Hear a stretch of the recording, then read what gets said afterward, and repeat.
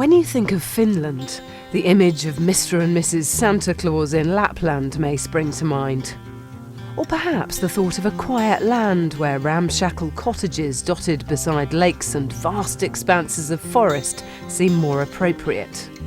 It's said that Helsinki, Finland's capital, is a paradise for lovers of art and architecture, which is all well and good. However, it only takes a second to realise that there is more to this city than just pretty sunsets and reindeer. With over 3 million album sales worldwide, platinum records and a string of #1 hits across Europe, the band, formerly known as His Infernal Majesty, are definitely taking the world by storm, revitalising the goth scene with a new sound and putting the love back into metal.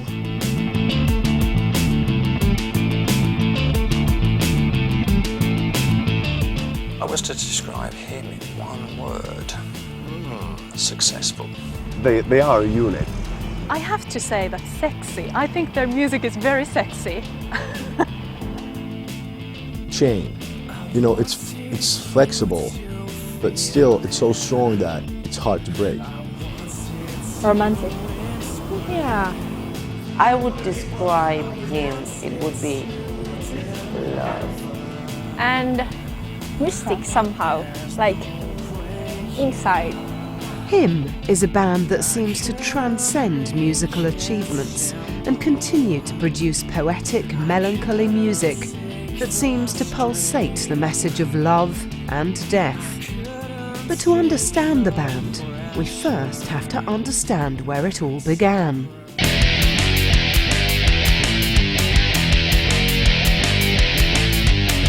There's maybe like 5 million people living here, and maybe like 10 guys who can be in a rock band and sing as good as Ville Valo. He's the perfect frontman. Him's charismatic frontman, Ville Valo, was born in Helsinki in 1976. Growing up in the Valo family was a bit unusual, as father Kari owned a sex shop. I am Kari Valo, Ville Valo's father. About 5-6 years old. I push him in sport, but interesting more and more music. And I try put Ville in driving school, because Ville is without driving license now. But music takes all time.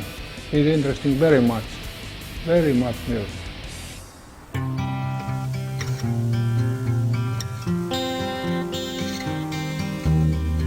As a young boy, Ville had a natural flair for music and soon tried his hand at as many musical instruments as possible. Ville is about 10 years old. He found first guitar and training very much, and in school he is music class, and they learning many kind of music in the school. School days were filled with problems, as Ville was regularly in fights and was seen as a disruptive student. At the age of 7, his behaviour had already been carefully monitored because of his antisocial behaviour. Ville was even allowed to draw during classes in an attempt to help him relax. But Ville is quite good doing painting and drawing, and when Ville is very young, he's drawing cartoons, and his imagination is very good. He's very good, number one. Yes. When Ville is very young, he liked very much Star Wars stories, and Darth Vader is very near his heart, and he's drawing very much in cartoons, Darth Vader and company, and like very much. We have home all old pictures.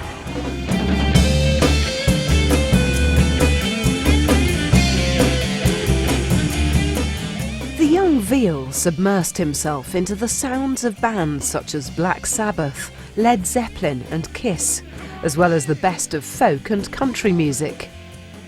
Ville worshipped his idols Kiss and began wearing makeup himself. Sometimes I see Ville doing makeup, and and maybe my wife's sister told that how can he doing this, and later I see Ville many times. He's moving home about 17 years old, and he's starting his career, and very many times he's makeup here and people looking. Mikko Henrik Julius Pananen, nicknamed Midge, was born in 1974 in Helsinki.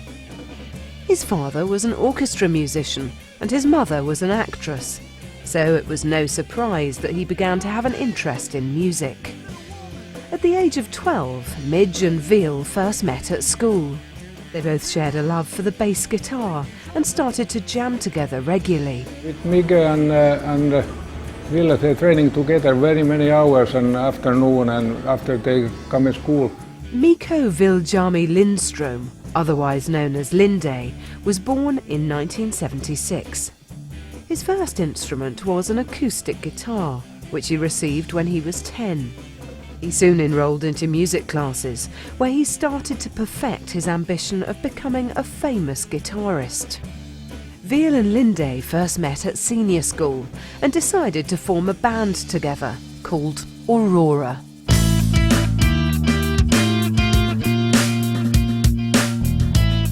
The band experienced touring at an early age, as they travelled by bus through Europe, playing at local schools and venues. The trip was financed by the band selling donuts and what little money they received for their gigs. This managed to cement their friendship for the time ahead. In 1993, Ville and Linde began recording some demo tracks. School friend Midge was so impressed with the music that he joined them. They created 3 demo tracks entitled Serpent Ride, Borellus and The Heartless. The guys agreed to continue working on new music until they had a good range of songs to promote. Midge and Linde felt Ville should be the band's frontman as they began to try and get gigs. But I remember being on their first gig in my hometown, Vaasa, and there were so few people in there, just a few people, and they played very well, but it was disappointing for them, of course, but it's really funny to think about it now because now they're so huge. They would never have that kind of a gig where there would be only a few people. But I was there and they were great. It was then time for them to showcase their music at the well-known club Tavastia. Because Mr. Merimaa, who is boss Tavastia, he liked Ville and give Ville first chance come in Tavastia, because Tavastia is best place in Finland. Over the years, Tavastia's sister club Semi-Final has been known for providing young bands with an opportunity to perform on stage, and is run by Tommy Hämäläinen, aka Rudy. My name is Tommy Hämäläinen, and at the present moment and for the past 12 years I've been running a club called Semi-Final in Helsinki.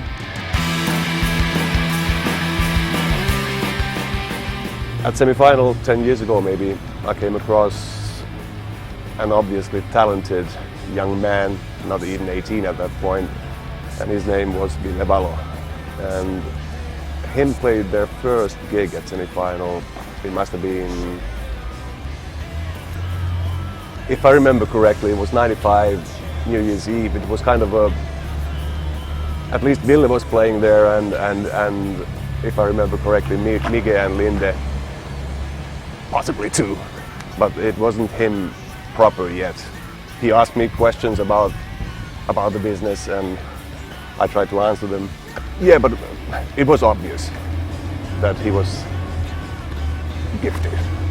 With the band now touting the new EP, there was much speculation as to why they were singing in English.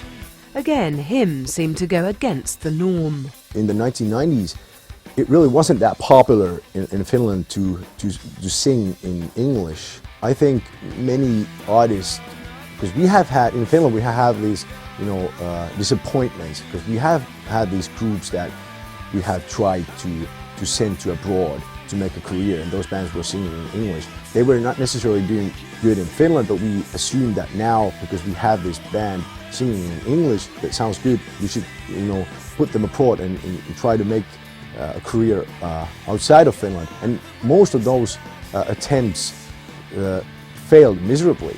And I think because of that, we had this skepticism that we shouldn't, have bands singing in English because they weren't really popular in Finland, and they also had lots of troubles abroad. So I think most of the people were like, okay, let's sing in Finnish. It's more popular in Finland.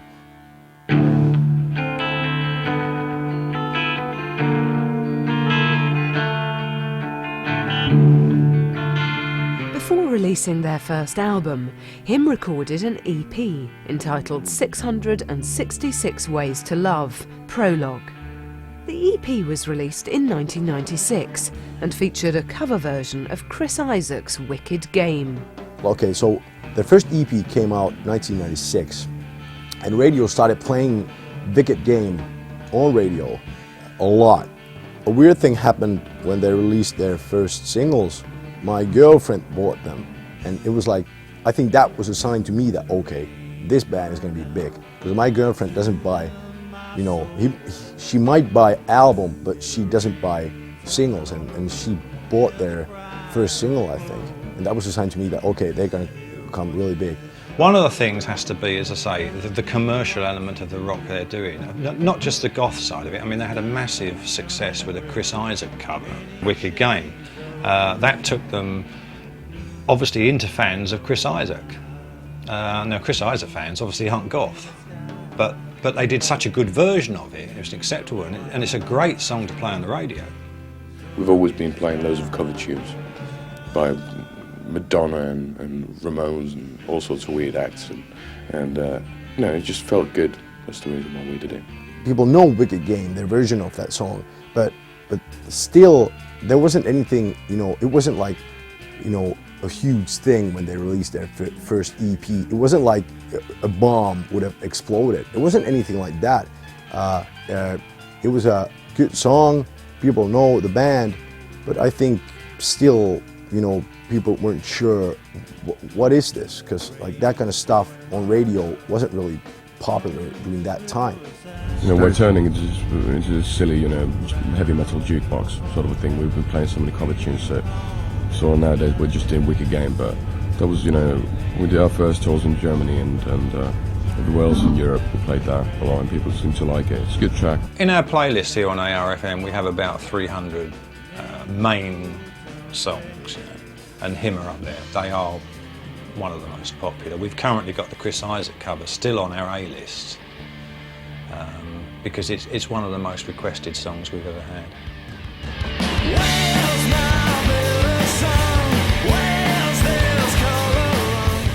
With a fair amount of hype surrounding Him's goth metal sound, it didn't take long before the record executives were hot on their tails and offering them contracts. It was A&R executive Asko Kolonen who gave Him their first record deal, quickly signing them to BMG Finland. As in all bands, there is always someone there to make sure the group are in the right place at the right time while on tour. I'm fucking Mutti. This is what the band calls me, like it's Mama in German. What happened is it was New Year's Eve in '96. I was here in Helsinki and I was going out to a club called Lepako. Lepako means the bat in English. And Him was performing that night. And I was heard of them or saw them the first time. I was like, when they were, performing, it's like, shit, what is this? Is this the reincarnation of Jim Morrison or what? I mean, he just looked like that at that time, like that curly hair down to his shoulders, and I was just like, oh goodness, it's so good. So I managed to get backstage and talk to that dude called Ville Valo. I was like, man, do you have a record deal or what, And he was like, well, yeah, we're signed to BMG Finland, you know, and then, yeah, but what outside Finland? Nah, nothing yet. Yeah. It was like, okay, can I do something for you? It's like, oh yes, I would be so pleased, you know. So I walked out to Germany, and it happens that I have my own company, promotion, publishing, and so on, and I'm working very much for BMG. So I thought, okay, easy, you know, they can license it. And I took it out to Germany and said like, hey man, you gotta see that fucking band, you know. So they came over to Finland, we played another gig for them, and deal was done. They were like impressed as I was. Since then, I'm working for them. And I did their first record deal in Germany and 2 other countries. So since then we're working together, I'm doing the promotion for them, all the PR, and assisting to the management and being the mother, you know, for all the little aches which are happening on tour. It's like boys are getting tired sometimes on tour, and you have to like weep them a little bit. After overwhelming success in Finland, the band had their sights set on breaking the German market, but it wasn't going to be easy. Let's put it like this, there is not that much media in Germany around, or it was not at that time, to work it through. The radios were saying like, no fucking way, it's too dark, it's too, you know, negative, and we won't play it. So it was really hard to work on it, and I had to convince everybody, you know, like, whoa, come on, it's a fucking great band. And then we had that Wicked Game was actually doing it. And we did like a totally new video for that in Germany with a like well-known producer, and a very fancy video, very expensive video as well. And that finally kicked it off. You know, MTV was going for it, Viva was going for it, and then the radios picked it up. I've got the strangest feeling, I've got the weirdest feeling, I found my stomach. The release of Hymn's first official album was entitled Greatest Love Songs Volume 666, which was produced by Hilli Hilsamar. The album is a beautiful romantic mix of ideas about life, love and death. Wicked Game was again featured on the album and proved to be a big hit. When that first came out in Finland, it was quite a big hit here. And it made to Finnish album chart, but it didn't go to top 10. It was 11 on the chart, and I think that pretty much tells the story that in Finland at that time, that type of music, of course there was fans and people who were interested in that kind of music, but it wasn't really that popular. I've got this drowning feeling, forgotten. It was a kind of a contemporary gothic rock kind of vibe. A lot of the music that was coming out at that time on the goth scene was it was quite bleepy. There was a bit of an explosion of electro that was happening. A lot of it come over from Europe with bands like Frontline Assembly and Front 242. And what Hymn were doing was different. It was a sort of a return to the kind of classic rock of the goth scene, with bands like Sisters in Mercy, Fields the Nephilim, those kind of bands that were very big in the 80s. I think it developed throughout the time, when there were more and more playing live, you know, and when people saw more and more of Ville, actually, because he's quite a big presence on the stage when he acts. And that makes a lot also to the success. But it was a sort of a modernised sound. It had a sort of a pinch of glam rock in it as well, and that's something that's always appealed to me. I've always been interested in the glam rock side of things and goth. So here was a band that kind of merged the two sounds together, and I thought, wow, I've got to find out more. Him's charismatic and charming sixth member, manager Seppo Vesterinen, is a walking, talking music library. Seppo came across the band in a Helsinki club and liked what he saw. Seppo became the manager. Actually, that was quite funny. It was like almost the same time I got there. He was like shortly after me. Then all of a sudden, hey, Seppo. And I was like, Seppo who? And like, then I was told like, hey, he's an old legend from Finland, you know. He used to manage Hanoi Rocks. And then he didn't do any band managing for years and years, and now he's back from the grave, you know. And I was like, whoa, all right. But Seppo is such a fucking cool guy, and he has such a huge knowledge about music business, not only in Europe, also in the States. You know, he knows everything and everybody. You can't fool him. And he is, I think, the backbone of the band.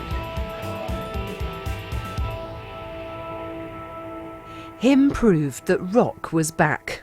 The Finnish music scene was about to be revitalised.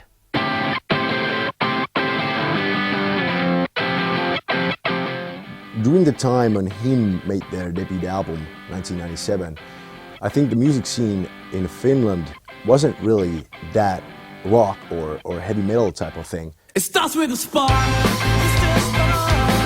little trumpet as the light fades. In Finland, we always have had this big heavy metal rock scene, and we have great heavy metal bands. We had them in 1990s, but for some reason during that time, 1995, 1996, 1997, in the late 90s, radio here in Finland was playing lots of pop music, dance music, electronic music. Finland's got a very strong music scene, but I think it's also quite a dark music scene. I mean, you wouldn't... There's an element of darkness about Him. There's an element of darkness about bands like Nightwish. If you listen to a lot of Finnish music, there is... It's almost like, because they don't have a lot of light in the summer or something, it does something to their music.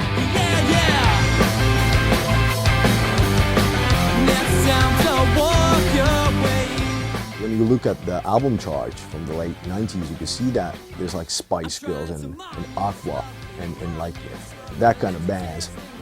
Well, can you call them bands? I think you can. Girl groups or something like that. And when he made their debut album, heavy metal music or goth music or that kind of love metal stuff wasn't really that big.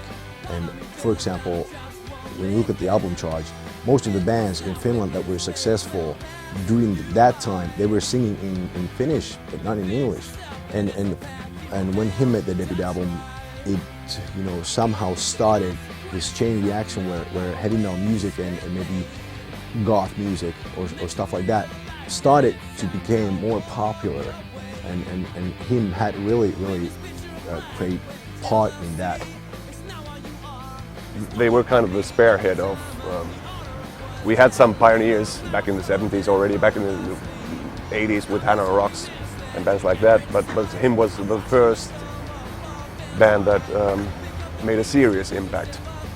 And they also helped other bands that had been around to get more and more audience in Finland, like the 69 Eyes, a band that is really popular now, and those guys have been around since the early 1990s, but for some reason they made it big after Him released their debut album. I'm not saying that the success of the 69 Eyes is based on the success of Him, but I'm saying that the fact that Him break the barrier somehow helped other bands in Finland too to make it big, and they kind of started this thing where English singing bands, heavy metal bands or bands that play rock music, they became suddenly popular again in Finland.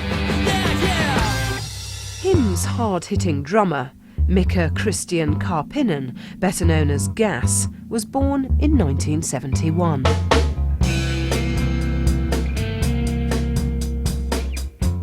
Before joining him, he worked as a carpenter. Gas ended up replacing Johanna Rantala, him's original drummer. Well, starting from the first album, like Greatest Love Song 666, has been like the most original hymn album. Of course, having their influences by Black Sabbath and stuff like that. Then going like to Razorblade Romance was a big change. Was a very big change because that one was produced much more commercial in a way, and was like the hit album and had this 80s touch, you know. Razorblade Romance was released in the month of January 2000, quickly reaching double platinum and pushing the band's sales to over 1 million copies worldwide. The long-awaited album proved to be just the type of follow-up the band needed, confirming a musical progression and growing confidence. So when Razorblade Romance album hit #1 and Join Me in Death, the single from the album, was #1 at the same time in the charts in Germany. Like BMG had a huge party, champagne and blah blah blah, and I was ringing up the band when the charts came through, saying like, wow, we're double #1. No fucking Finnish band has ever reached this before. This is like history now, you know. And the guys were like, nah. And why are you so miserable? No, we're just sitting here at the bar counting our pennies, you know. We can't even make it to 1 beer. I mean, Razorblade Romance, the album, was really a very, very good album. There wasn't a duff song on it. But then, of course, we did the tour. We had like 8,000 people or so in venues in Germany. And the band got really scared. They got really frightened. And it was like sometimes like Ville was on stage and he didn't know how to respond to the huge audience, just like screaming like Ville, like hysterical, you know. So he turned his back to them and like showing them their butt. And I was like, fuck. With over 1 million record sales worldwide, it was not hard to notice the impact him were making on the goth scene in the UK. What impact did they make when they first hit the UK? Quite impressive, I think. It was a slow build-up, but then suddenly accelerated at a massive rate. Became very, very popular over a very short period of time. But not just with young goth fans, they also started to appeal to mainstream rock fans, people who were probably even in their 40s and 50s, liked sort of the old bands like Iron Maiden and Def Leppard, but suddenly we got this new band with a good commercial edge about them, which appealed across, you know, all the subgenres. The goth scene at the time, pretty quiet, to be perfectly honest. Bands, you know, people were still into bands like the Old Mission and Sisters of Mercy, but there was nothing really new on the scene coming along. There's a lot of fringe scenes in places like Germany and the Scandinavian market, but none of them have really hit the UK.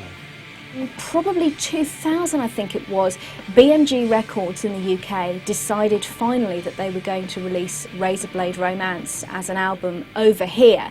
And they mounted this kind of big advertising campaign. There were ads going into all the major music papers and all that kind of stuff. And they did an album launch party. And me being me, in those days, I didn't have quite so many contacts as I had now. And I managed to blag the album launch party. I snuck in, managed to get there.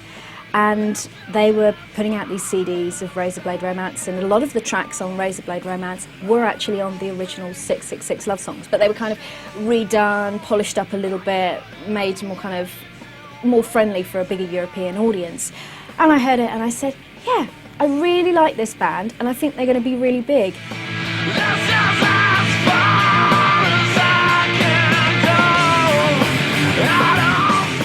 I first heard him around about 2001. I was working in a part of the industry and we started to get a lot of interest from young rock fans who were telling us about this new band in Finland. And I checked them out and it was really something very different. It was a sort of commercial, sort of gothy feel to the band. Like, you know, there was nothing else like it around at that time, particularly in the UK and probably in Europe. And I remember writing the first review for them, which was in Meltdown magazine back in the summer of 2000. And my closing sentence was, and I'd be really surprised if this band aren't absolutely massive. But of course, in hindsight, we know it took them a few more years to actually reach that level of success in the UK. Round about that time in the UK, I mean, the market was basically very bland. I mean, it's always the case in this industry. One particular band will come along and then record companies tend to want to try and sign similar bands. I mean, if you go back to sort of 91, 92, Nirvana started grunge and then suddenly we had Pearl Jam, we had Alice in Chains, we had various others. So, and we were going through that sort of period when there was nothing really fresh coming out. I basically was writing articles about them for Meltdown. At that time I was doing a bit of stuff for Metal Hammer as well. I was trying to push for, you know, yeah, please can I do an article on this band. At that stage they weren't actually interested. Of course now you can't open Metal Hammer magazine without seeing pictures of Vila all over the place, and he's just literally won an award, the Metal Hammer Golden Gods Award for Icon of the Year. HIM have had their fair share of keyboardists. The first was Anto Melas-Niemi, who joined the band in 1997 and left in 1998, citing personality clashes for his departure. Jaska Salminen replaced him, but left almost immediately to concentrate on other things. Jan Johannes Pertinen, aka Burton, was born into a house of artistic parents and proved to be just what the band were looking for. With continued album success, HIM began their European tour. Playing to packed venues of up to 10,000 fans, HIM rightfully took their place as one of Finland's most popular exports. Like most young rock bands, HIM found life on the road a bit tedious and a great opportunity for mischief and mayhem. So what's it like on tour? To be on tour with these fucking crazy motherfuckers, sorry for speaking like that. It's funny. In the tour bus, it's always two sections, you know. There is the playground and there's the drinking ground. So the playground, usually Gas, our drummer, is sitting there with Burton most of the time, playing these football games, you know. And if not this combination, it's Miget, the bass player, and Burton playing chess. Ville usually sleeps in the tour bus, or then when he's up in the drinking ground, you know, like with Linde, our guitar player, our dearest. In HIM, the great thing is they really seem to be what they are. They're not trying to be these rock stars. And when you look at Ville Valo on stage, you know, he's not jumping around like crazy or anything like that. He's, you know, this calm guy who smokes and have his bottle, and you know, it seems like he's doing what's the most comfortable for him. He's not trying to you know, think of him as some kind of guy who should, you know, jump around in a stage because some people are doing it. The most memorable performance for HIM was probably a secret gig that they actually played. They played down at the Underworld in Camden, which is a very small venue. I'm sure that, you know, bands who've played there will say, oh, come on, it's not that small, but it is. In terms of a big band like HIM who can sell out the Astoria, they were playing the Underworld. It was a very small venue and it was very hot. And Vila was a little bit late on stage, and he does have a reputation for liking his Jack Daniels, and he turned up on stage and, how can I phrase this? He was a little bit worse for wear. It was like party all the way, you know, like whoa, drinking, and riding the bus and yeah, you know, getting wasted. When he's having his bottle and his cigar, and when he's singing, I think that is enough. He just could stand there for like 2 hours and people would be like... And he literally spent the entire set just clinging onto the microphone stand and just wobbling and swaying. But it changed during all those years because, of course, you learn that you have to keep your balance on tour. You just can't push it to the extreme. Otherwise, you like when you're like several months on tour, you're gonna lose your fucking energy and your mind and everything, you know. So the guys learned, they developed. And nowadays it's more easygoing. They're not the kind of band that are going to have a big song and dance routine. They're not the kind of band who've got fireworks and explosions and God knows what else, and female dancers on stage. They're not that kind of a band. I think they're too serious for that. They just want to produce just good quality rock or love metal, as Vila so often describes it.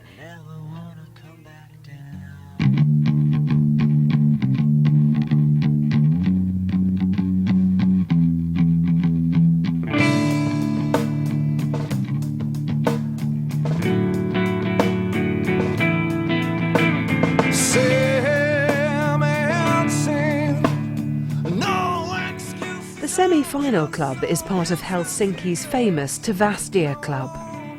It was here that Him staged one of their most memorable gigs ever, performing to an intimate crowd of 150. It was considered to be the show of the year in Helsinki, and many desperate fans were left queuing to get in. It was Vila's idea. And he just called me and said, how about doing this kind of thing that we play 7 nights in a row at semi-final? I said, yeah, well, it's a crazy idea, but of course we can do it. And they were great gigs, of course they were. I mean, it's a small place, you have the audience have the band right in their face, and it was really nice. When you see the band up on stage performing, Vila is quite obviously, he's the front man, he's the one right down the front, everybody's looking at him. And the other guys, they do kind of take a bit of a back seat. And the one that really makes me laugh is Mig. He just doesn't look like he's part of the band when he's on stage. He's kind of his head down and he's strumming away and he's like lost. He's in a million miles away, he's somewhere else. And I think it really is the fact that Vila's got such a strong stage presence that it just sort of gives you a focal point. That's funny because I mean the relationship between the band and their fans is it's a very warm relationship they have with them. It's like a family gathering that you have.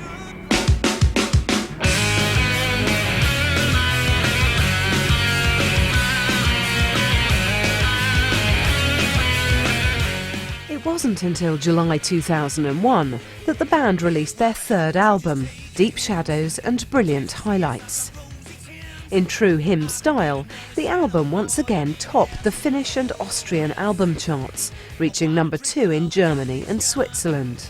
Like sounding really American, everybody felt, you know, and a lot of people in the press, in Germany especially, didn't like it too much.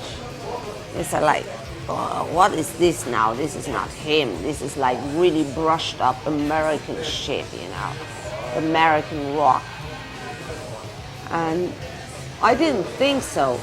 I didn't think so at all because Deep Shadows has brilliant songs on it. Him have now been together for well over 10 years. So what are they like as people? Well, like old schoolmates, we're 5 of us, we've known each other like the past 10 years, so yeah, sure, we fight like cats and dogs. Gaz is the guy who never gets angry. He is the bright guy of the band, you know, he is the sunshine. He's always making jokes and fun and he's always in a good mood. You can do whatever you want. All the time you ask him something, he's always like, yes. Well, Mijay is the deep thinking guy. You know, he's very serious guy and he's a very bright guy. And Burton, I mean, he's the newest member of the band, but he is very easygoing. He's always very calm and very relaxed. So you really like don't have any trouble with him either. Lindsay is the shy and calm guy. He never speaks. He's always silent. And if you ask him something, the answer is short, like on the point. But when he gets drunk, when he gets a bottle of Jack Daniels in his hand, then it starts. Then he's going to about anything. Ville, of course, is the most stressed one on tour. Everybody wants his autograph, everybody wants interview here, there, Ville here, there, you know. So, of course, he needs most peace as he can get on the tour bus. It's not like any other band I work with, like English bands or American bands. They are totally different from Finnish bands. Finnish bands are really down to earth and they are really like know what they are doing.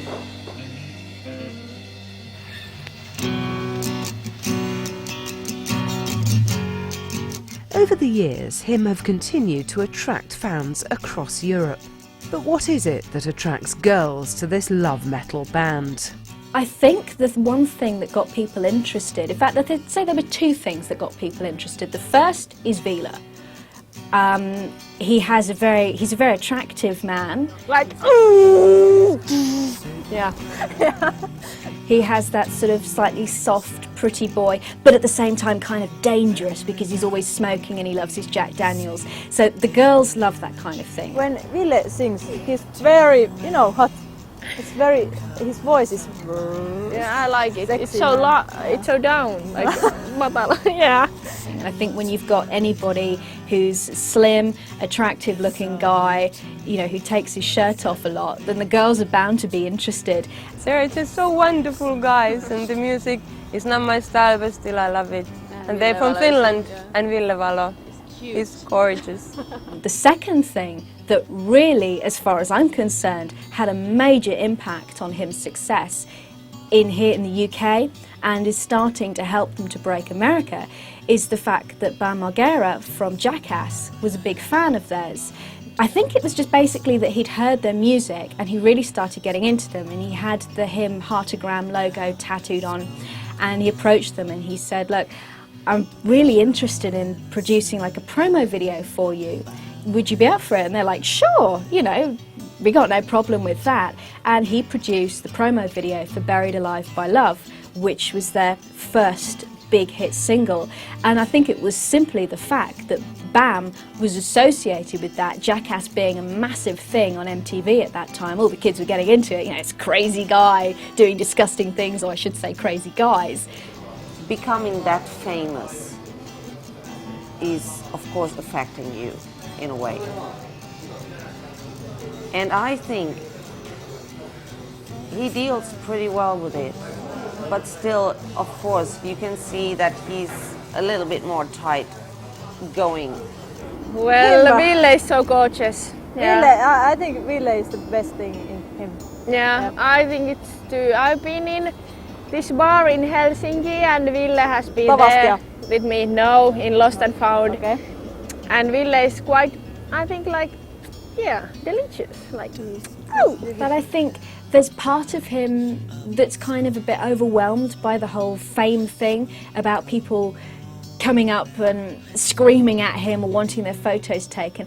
I've never known him to say, no, I'm not going to sign an autograph, or no, I'm not going to have a photo taken. He's very, you know, polite and he will do these things. But I think at the same time, I think he finds it a little bit unnerving. It seems some fans are prepared to go to any lengths just to get a piece of their idol. In particular, one crazed fan who terrified Veal with a pair of scissors. And I just saw her like with scissors. But she was walking like this with the scissors. It looked like Psycho, you know, like ee, ee, ee, ee. And I was getting like, fucking, what is she doing now, you know?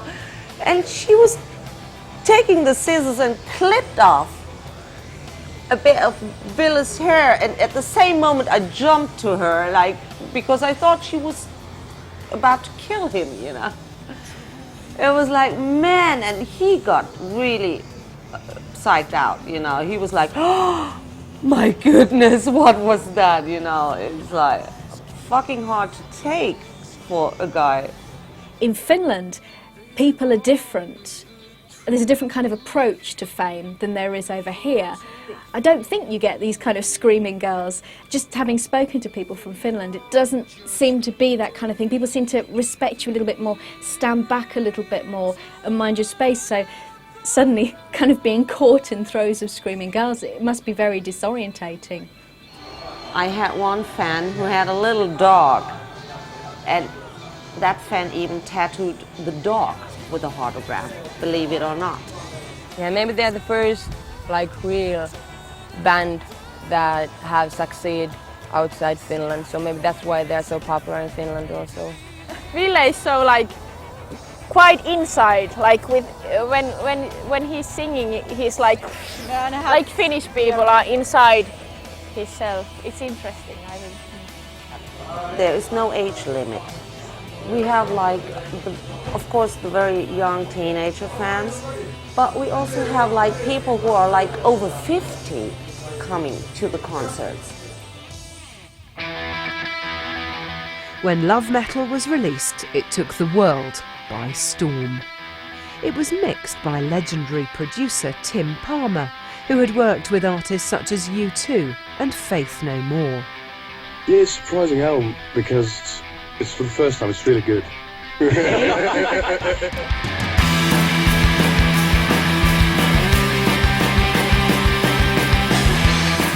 The album delivered soaring vocals and lashing riffs that had audiences around the world at its mercy. It was the seminal hymn album. We had a great time recording it, and we're really happy actually how it is at the moment. And everybody seems to, people have heard it already. Most of the people have been liking it. It's a bit more, so there's a bit more of the Iggy Pop and the Stooges, that raw power, sort of like energetic, sort of like that sort of like aggression, and all that. But it's still very melodic and very melancholic and very sentimental. Now when they made their fourth album, Love Metal, it was different than the third previous ones, and I think that was a good thing for their career, because like if they would have made the same type of album that the three first ones were, that would have been a not that good thing for their career. But for some reason they found it the second gear, and Love Metal is more rock. You can hear bits and pieces of all the three previous albums in there, but melted good together. Every time we play him on ARFM, the phone lines take off. Particularly when we started playing Love Metal for the first time. They're a band that are generating new interest all the time. Hymn albums are full of great songs, and they've made like 4 albums now, so I think that pretty much proves that he has a great songwriting skills, and lots of songs that when it's going to be like 2030 and we're going to look back in time and think what was cool and what was good in Finnish music in the late 1990s, early 2000s, I believe that those songs are going to be, put up, and people would say those songs were great during that time.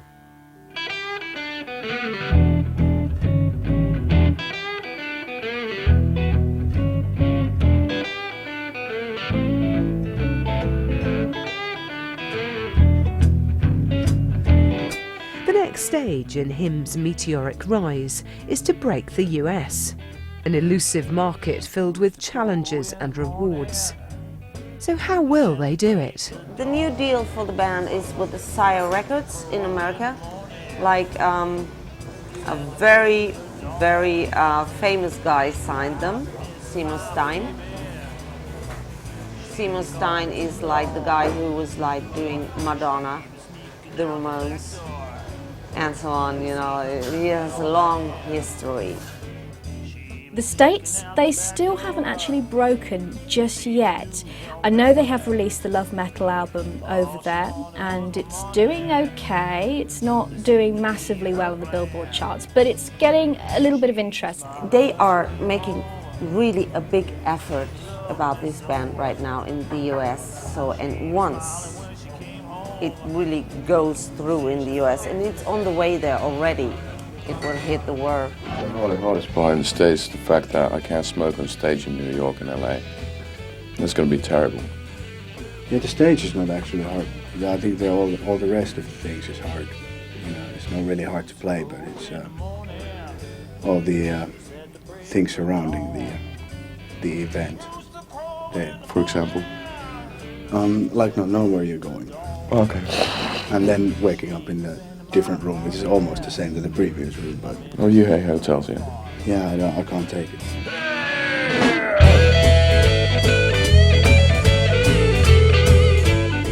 With so many bands each year trying to crack the US market, will HIM prove victorious, or will they fail? What happens if they don't make it? Because like now there's lots of fuss about Bam Margera, you know, being in Finland and hanging around with these guys and directing their videos and like and they're really trying to make it big in the United States. But what if the same thing happens to them that's been happening to pretty much every Finnish band? What if they fail?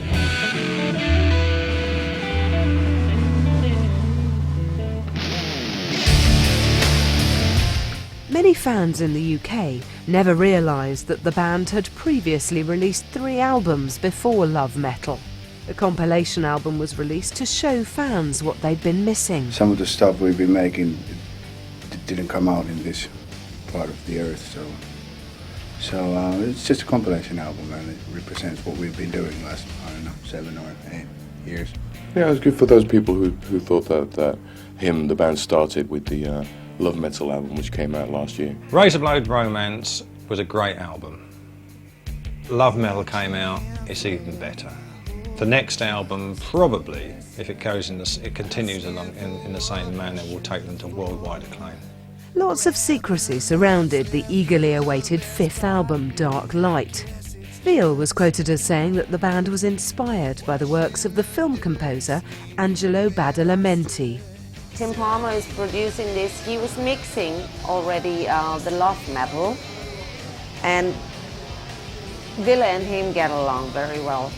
So that's why Ville chose to record this new album with him.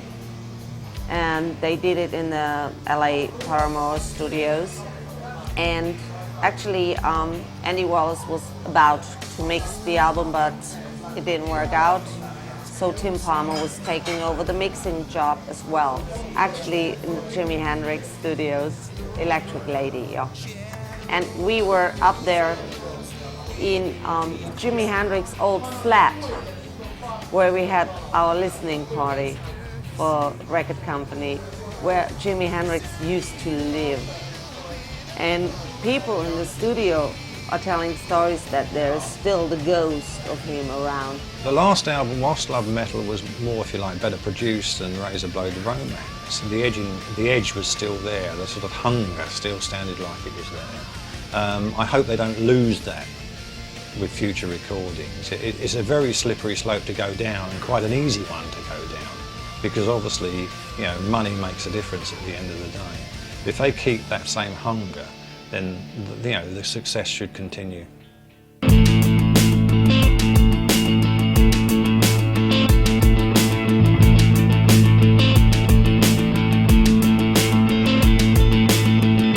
HIM continues to woo audiences around the world. But what is it about the band that's given them such longevity? It's pretty much the same thing that makes maybe a guy called Robbie Williams so big and so good on stage. Like in HIM, there's like lots of they have black and white sides on that stuff. Like Ville Valo, he's like the bad guy. But at the same time, he's like this, when he gives interviews, he's like really smart, and you know, he seems like a great guy, a guy that maybe my mother would get along really, really well.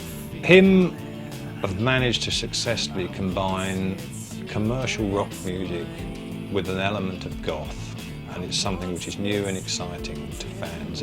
There really isn't anyone else really out there like them. But when you open up the next, you know, rock magazine, you see the same guy drinking red wine and, you know, smoking cigars on stage, looking really bad. And I think that's the thing that makes that band, you know, so unique. Ville's lyrics, they are very, very special.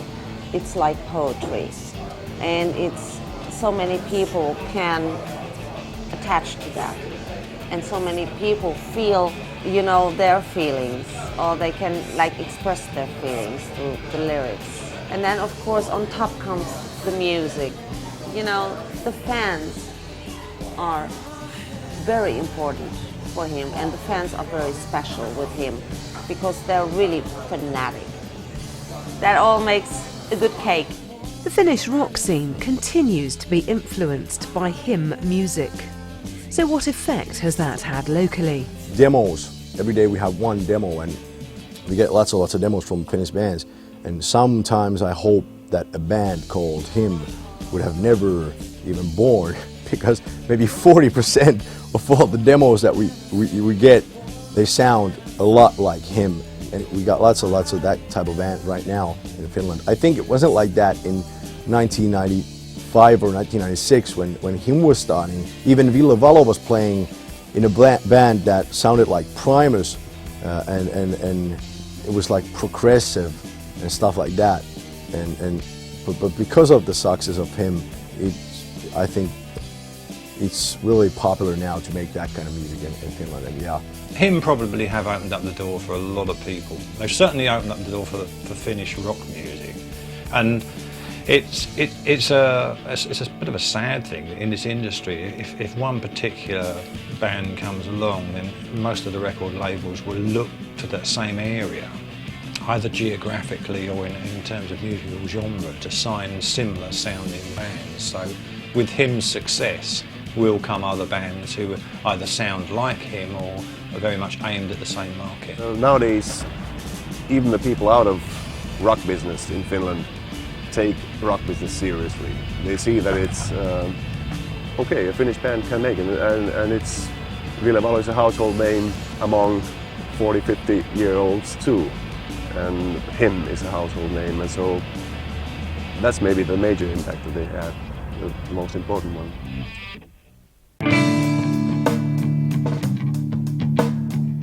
It's been over a decade in the making, but finally this Finnish musical tour de force is poised to set the world on fire. And with the band now in full swing and ready for continued success, Him are in complete control of their future. I've got plenty of ideas, but I just don't have the slightest idea what to do with those ideas. So I definitely need the time. I think they're gonna be around for a long time, because the one thing that too makes that band unique is the fact that they have had this, you know, self-confidence on what they do since the day one. And I think that really can be, you know, heard on their first EP, that can be heard on their first album. Because, you know, we've done 4 albums and 1 EP, and that's a lot. And actually, now listening to the compilation, I realized that we're like AC/DC, we're doing exactly the same thing over and over again with different producers, which is not necessarily a bad thing, but it would be nice to do something fresh. And if you have that kind of self-confidence, I think that makes a band so tight and so unique that those guys can do whatever they want for many, many years. Ville is the front man. The rest of the guys are in the background. They do seem to be happy with that. I can't see any massive argument taking place. They just seem to get on really well. They've always seemed to get on really well, and they just seem happy with making the music that they're making. Bands like Him, I think they've moved slightly with the times. They've moved to a more commercial sort of approach to their music, they've probably got a long future ahead of them. And I think, you know, that is one of the kind of the recipes for success, to be happy with what you're doing, to be happy with the music that you're making, and as long as it continues to make you happy. Maybe him is second of God. First is God, next is him. So I think him was lucky. They just did it at the right time with the right song. Yes, I'm very proud. Anything like that. I'm saving my money for to get a cottage in the countryside of Finland for my parents. It'd be lovely, like with the lake, and you know we could sort of like we go to sauna and like swim bit and stuff like that. That's very Finnish, and that's what I really like. So